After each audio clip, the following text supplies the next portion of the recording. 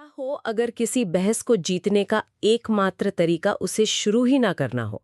जरा सोचिए, क्या ऐसा हो सकता है कि किसी को गलत साबित करके आप असल में खुद हार जाते हैं। हाँ, आज हम इसी उलझी हुई लेकिन बेहद जरूरी बात की पड़ताल करेंगे। बिल्कुल। आज हम जिस लेख की गहराई में उतर रहे हैं उसका शीर्षक ही सब कुछ कह देता है। जीत की निरर्थकता। आप एक बहस क्यों नहीं जीत सकते? हाँ, इसका जो मूल विचार है वो ये है कि तर्कों की लड़ाई में किसी को हराने से कहीं ज्यादा जरूरी है उस इंसान का दिल जीतना, उसकी गुडविल हासिल करना। और ये सिर्फ अच्छी अच्छी बातें नहीं हैं। हाँ, हम कुछ ऐसी कहानियों और उदाहरणों को देखेंगे जो दिखाती हैं कि कैसे बहस से बचकर असल में ज्यादा हासिल किया जा सकता है। तो चलिए इस विचार को खोलकर समझते हैं कि क्यों एक जीती हुई बहस भी असल में एक हारी हुई बाजी हो सकती है। इसकी शुरुआत एक बहुत ही दिलचस्प विरोधाभास से होती है। लेख कहता है कि आप बहस जीत ही नहीं सकते। ये सुनने में थोड़ा अजीब है। मतलब जीत तो जीत होती है, कोई जीत कर भी कैसे हार सकता है। यही तो बात है। क्या इसका मतलब ये है कि आप दूसरे के अहम को, उसकी ईगो को चोट पहुंचाते हैं। आपने बिल्कुल सही पकड़ा, यही इसका सार है।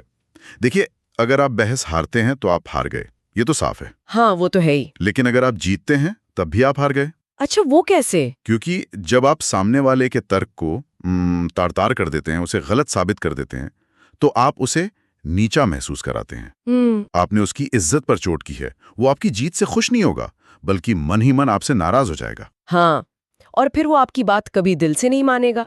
एक पुरानी कहावत है ना। वही, एक व्यक्ति जिसे उसकी इच्छा के विरुद्ध मनाया जाता है, वो अब भी उसी राय पर कायम रहता है। मतलब किसी को जबरदस्ती मनवाने पर भी वो दिल से आपकी बात नहीं मानेगा। बिल्कुल नहीं। मन ही मन वो अपनी पुरानी बात पर ही अड़ा रहेगा। आपने एक तर्क जीता, पर एक इंसान का सहयोग और विश्वास खो दिया। सिर्फ सिद्धांत की बात नहीं है। इस लेख में कुछ कमाल की कहानियां हैं जो इस आइडिया को असल जिंदगी में दिखाती हैं। पहली कहानी तो खुद लेखक की है ना। हाँ, और ये बहुत मजेदार है। लेखक डेल कार्नेगी पहले विश्व युद्ध के बाद लंदन में सर रॉस स्मिथ के सम्मान में एक दावत में गए थे। अच्छा। उनके बगल में बैठे एक सज्जन ने एक कहानी सुनाई जिसमें एक मशहूर उद्धरण का इस्तेमाल हुआ, "There's a divinity that shapes our ends, rough hew them how we will." और उन्होंने बड़े विश्वास से कहा कि ये बाइबल से है। और लेखक को पता था कि गलत है। उन्हें पक्का पता था। वो जानते थे कि ये शेक्सपियर के नाटक हैमलेट से है। तो उन्होंने टोक दिया होगा। हाँ, अपनी जानकारी दिखाने की खुजली में उन्होंने उस सज्जन को टोका और सही किया। लेकिन वो आदमी अपनी बात पर अड़ गया। क्या बोला उन्होंने? बोला क्या? शेक्सपियर से? असंभव, बेतुका। ये बाइबल से ही है, मुझे पक्का पता है। तो मामला गर्म हो गया। बिल्कुल। और ये बहस लेखक के एक दोस्त फ्रैंक गेमोंड तक पहुंच गई, जो शेक्सपियर के बड़े विद्वान थे। तो लेखक ने सोचा होगा अब तो मैं सही साबित हो ही जाऊंगी। बिल्कुल। फ्रैंक ने पूरी बात सुनी, मेज के नीचे से लेखक को एक जोर की लात मारी और फिर उस सज्जन से कहा। क्या कहा? कहा, जी आप बिल्कुल सही हैं, ये बाइबल से ही है। यही तो कमाल हो गया। बाद में लेखक ने अपने दोस्त से पूछा होगा कि उन्होंने ऐसा क्यों किया। हाँ, घर जाते हुए उन्होंने पूछा, फ्रैंक तुम तो जानते हो कि वो शेक्सपियर का ही था। और फ्रैंक का जवाब ही इस पूरी चर्चा का निचोड़ है। हाँ। उन्होंने कहा, हाँ बिल्कुल जानता था, पर हम एक दावत में मेहमान थे। किसी को यह साबित करके क्या मिलता कि वो गलत है? क्या इससे वो तुम्हें पसंद करने लगता? उसका मान क्यों न रख लिया जाए? हमेशा तीखे मोड़ से बचो। हमेशा तीखे मोड़ से बचो, ये बहुत गहरी बात है। मतलब वहां सच बोलना इतना जरूरी नहीं था जितना माहौल को अच्छा बनाए रखना। कभी कभी रिश्ते और सामाजिक शांति तथ्यों से ज्यादा महत्वपूर्ण हो जाते हैं। यही सबक है। लेखक ने न सिर्फ उस आदमी को असहज किया, बल्कि अपने दोस्त को भी शर्मिंदा कर दिया। एक छोटी सी बहस से बचकर पूरी शाम को बचाया जा सकता था। ये तो एक सामाजिक दावत की बात हो गई, पर क्या ये चीज बिजनेस में भी काम करती है, जहां सीधे सीधे पैसा दांव पर लगा हो? मुझे याद है लेख में एक ट्रक सेल्समैन का भी जिक्र था। पैट्रिक जे ओहेयर वो एक बेहतरीन उदाहरण है। पैट्रिक को बहस करने की आदत थी। अगर कोई ग्राहक उनके ट्रक में जरा सी भी कमी निकालता तो पैट आग बबूला हो जाते और ग्राहक पर चढ़ जाते। और वो बहस जीत भी जाते होंगे। हाँ, वो खुद कहते थे, मैं अक्सर ऑफिस से ये कहते हुए बाहर निकलता था, आज मैंने उस आदमी को सबक सिखा दिया। सबक तो सिखा दिया। हाँ, मैंने उसे सबक जरूर सिखाया था, पर मैंने उसे कुछ बेचा नहीं था। वो बहस जीतते थे, लेकिन सौदा हार जाते थे। तो फिर उन्होंने खुद को बदला कैसे? ये तो बहुत मुश्किल आदत होती है। उन्होंने एक बिल्कुल उल्टा तरीका अपनाया। बहस करने के बजाय उन्होंने सहमत होना शुरू कर दिया। सहमत होना? हाँ, एक बार एक ग्राहक आया और बोला, क्या वाइट ट्रक? ये तो बिल्कुल अच्छे नहीं होते, मैं तो हुज इट कंपनी का ट्रक खरीदूंगा। पुराने पैट्रिक तो इस पर भड़क जाते। पर नए पैट्रिक ने मुस्कुराकर कहा, हुज इट ट्रक बहुत शानदार हैं। अगर आप वो खरीदते हैं तो आप कोई गलती नहीं करेंगे। उनकी कंपनी बहुत अच्छी है और उनके सेल्समैन भी बहुत बढ़िया हैं। वाह, मतलब बहस की कोई गुंजाइश ही नहीं छोड़ी। ग्राहक का क्या रिएक्शन था? ग्राहक के पास बोलने के लिए कुछ बचा ही नहीं, वो एकदम चुप हो गया। सही बात है। जब सामने वाला आपसे सहमत हो जाए तो आप बहस किससे करेंगे? सारी नकारात्मक ऊर्जा खत्म हो गई। इसके बाद पैट ने बहुत शांति से अपने वाइट ट्रकों की अच्छी बातें बताना शुरू किया और उस ग्राहक को एक ट्रक बेच भी दिया। कमाल है। उन्होंने सीखा कि चुप रहना और सहमत होना बहस करने से कहीं ज्यादा फायदेमंद है। ये कहानी वाकई सोचने पे मजबूर करती है। सेल्स तो ठीक है, पर क्या ये तरीका किसी सरकारी अधिकारी के साथ काम कर सकता है जो अपनी पोजीशन और नियमों को लेकर बहुत जिद्दी हो?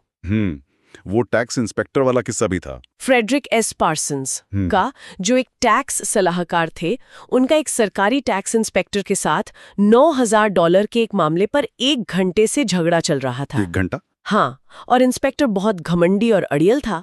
पार्सन्स ने उसे हर तरह के तथ्य और तर्क दिए, पर कोई फायदा नहीं हुआ। तो फिर उन्होंने क्या किया? हार मान ली? नहीं, उन्होंने अपनी रणनीति बदल दी।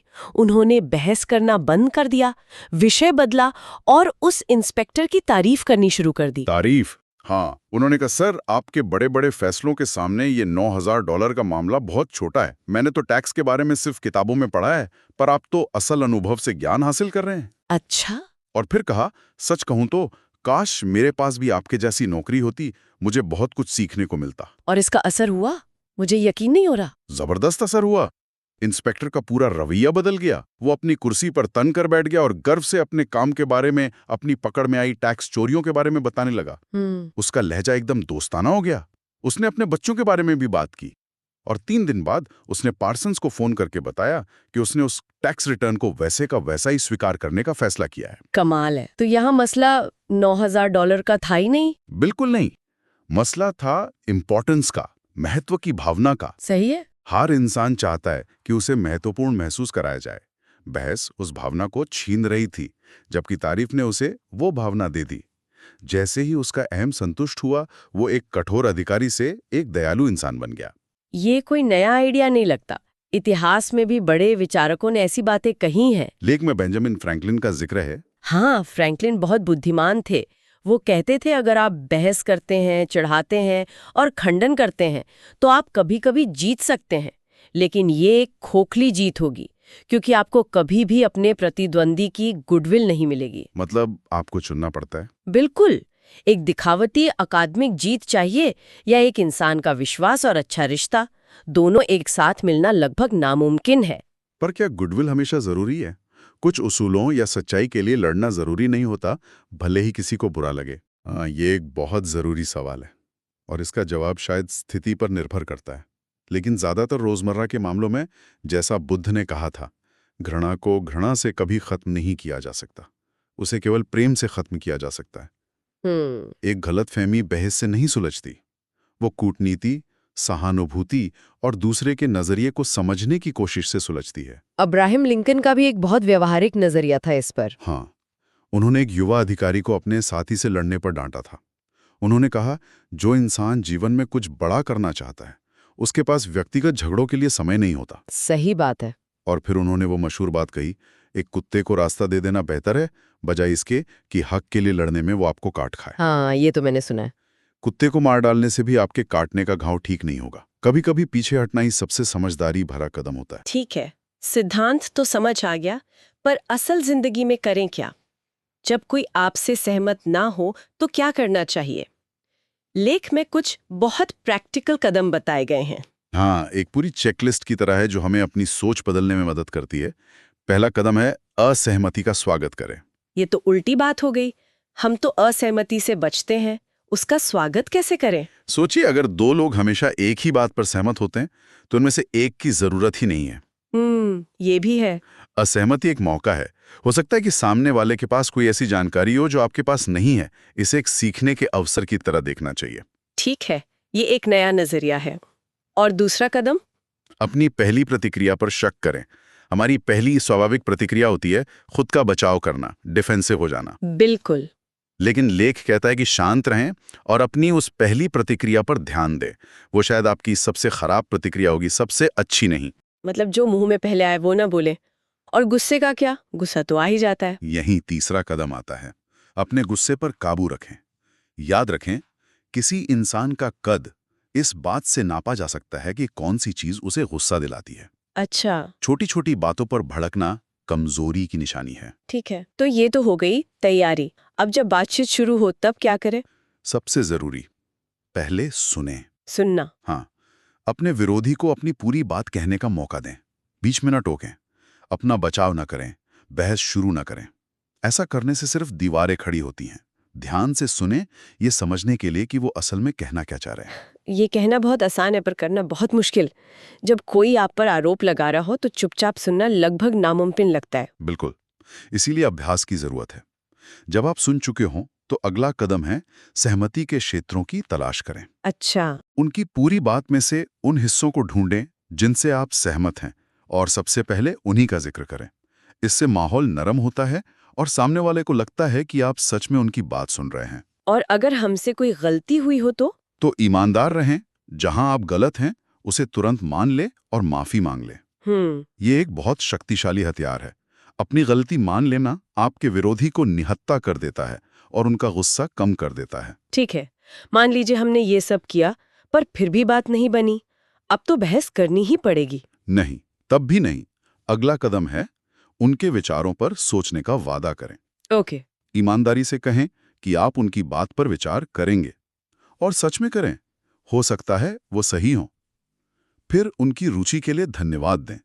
सोचिए, जो इंसान आपसे असहमत होने के लिए समय निकाल रहा है वो भी उसी मुद्दे में दिलचस्पी रखता है जिसमें आप, उसे एक दुश्मन की तरह नहीं बल्कि एक मददगार की तरह देखें। और आखिरी सुझाव है कि शायद तुरंत फैसला न लिया जाए। बिल्कुल, कार्रवाई स्थगित करें। कहें कि चलिए हम दोनों इस पर थोड़ा और सोचते हैं और बाद में फिर मिलते हैं।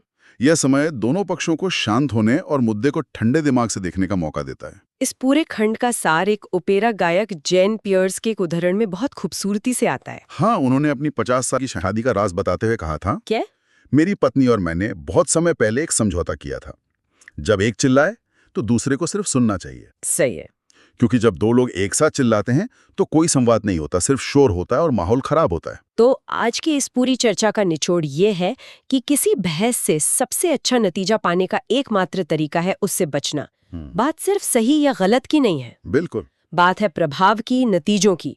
एक एकेडमिक जीत जिसमें आप सामने वाले को गलत साबित कर दें, किसी काम की नहीं है अगर आप उस व्यक्ति का विश्वास और सहयोग खो देते हैं।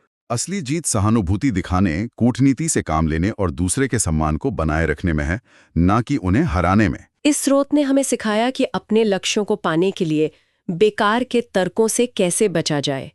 लेकिन जाते जाते एक सवाल जरूर मन में आता है।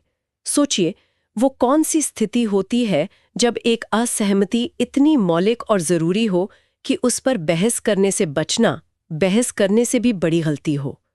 एक उत्पादक जरूरी संघर्ष और एक व्यर्थ की बहस के बीच की वो पतली सी लकीर कहाँ?